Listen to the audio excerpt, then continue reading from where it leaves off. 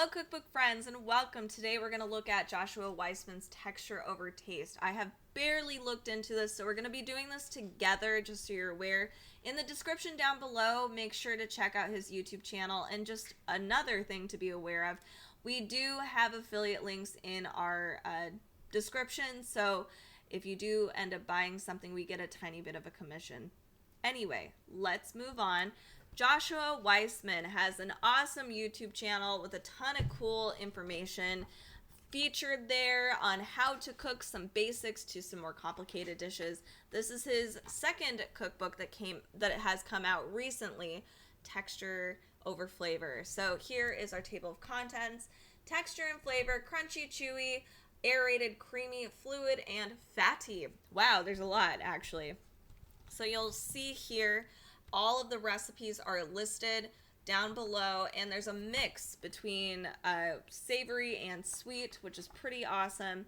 Here we talk about the senses and how every piece is important to cooking and to eating. So texture, of course, is incredibly important.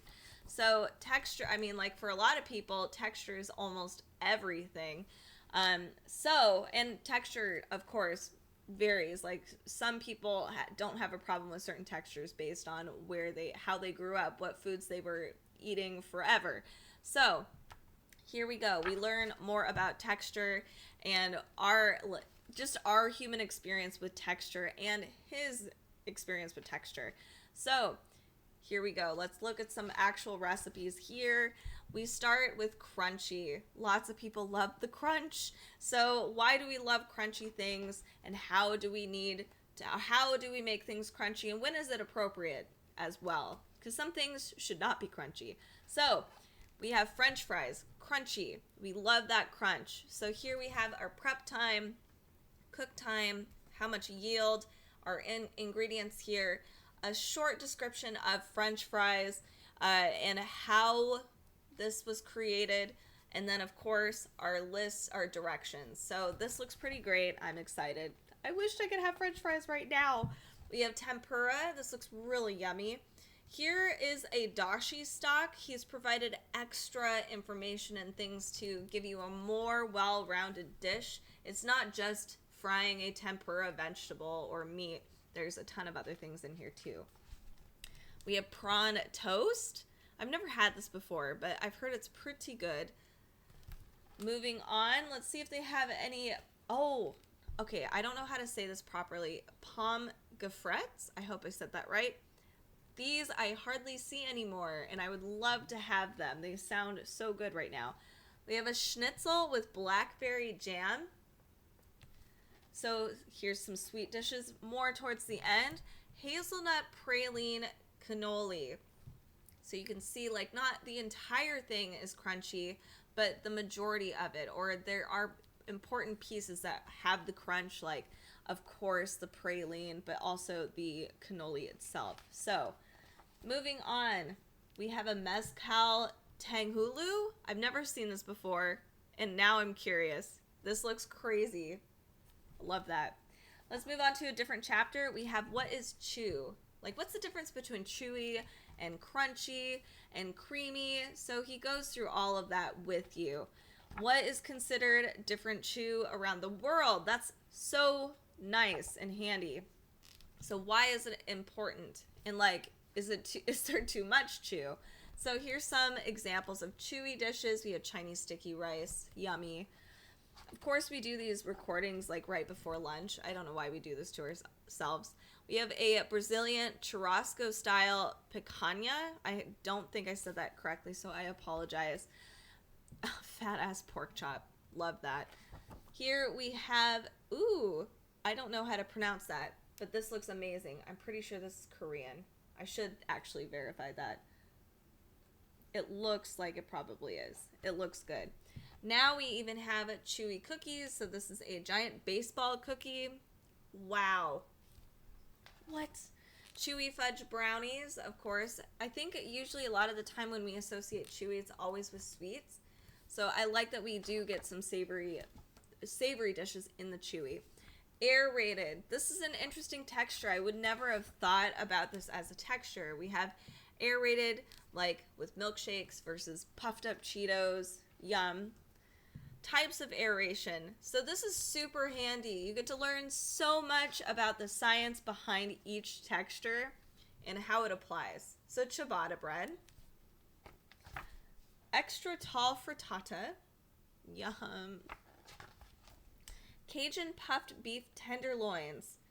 So just so you're aware, if you do have any dietary restrictions, something I have actually noticed so far is there's no label of whether or not something is vegetarian, gluten-free, vegan.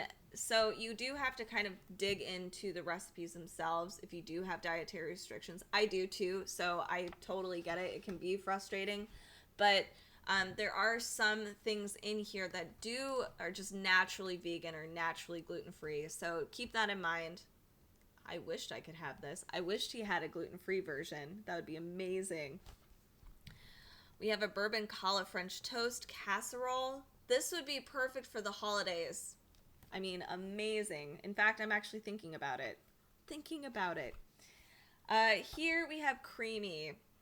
Some people love just the creamy texture. I'm one of those people. Just, it's so good. Tom Kha Gai, one of my favorite soups.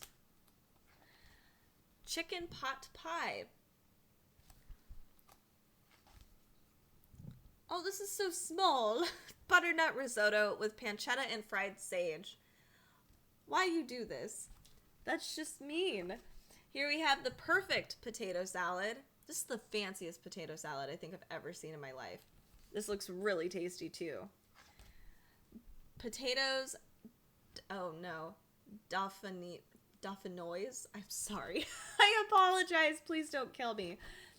More creamy recipes. We have a lavender creme brulee. Now we go to fluid. So what's fluid versus creamy? So we get to learn about that. I love this. It's so cool. So we have broths, juice, soups, sauces, things like honey, smoothies, syrups, extremely thick fluids like pudding, Buddia tacos. Oh man, this book is evil, but like in a great way. Caramelized onion miso soup. And one thing I have noticed, I don't know about you, it looks like almost every recipe does have a photo associated with it, which is awesome and kind of makes sense because a lot of the times he is filming a lot of this stuff. So I would imagine he has a lot of the photos already available. We have the ideal steak for two. Minestrone soup. That is the soup I need to make this year. We have a matzo ball soup too. Let's move on to our next chapter here. We have fatty. So fatty has its own texture and flavor. So how fat influences food. We get to learn a lot about everything. So that's really cool. This is a 72-hour short rib with espresso caramel. This looks really yummy. This would be something I would prefer for the holiday season. I hate the honeyed ham and the turkey, especially if you've already had turkey for Thanksgiving. I don't know if that's just me, but I would love a change for sure. Grilled pork secreto with salsa verde. That looks really yummy. Perfectly cooked. Chicken thigh ballotine. Here's Kate's lemon chicken, and honestly, I might actually make this weekend. It looks so tasty and perfect and very easy. Texas smoked brisket. That used to be something we used to make for the holidays. And then, of course, we have Texas toast smash burgers. That looks so good. So if you are looking for an additional cookbook to add to your maybe references, check out this one, Texture Over Taste. This is great for beginners or even people who are trying to, just learning more about cooking and the different aspects of it and flavor and that sort of thing. So check out Joshua Weissman's YouTube channel. Those are all in the description down below. And make sure to check out our other playlists too. Check out his other cookbook. We do have a ton on our playlists. And join us on our Cookbook Divas social media channels, which is Facebook, Amazon Live. We do have Instagram and Pinterest as well.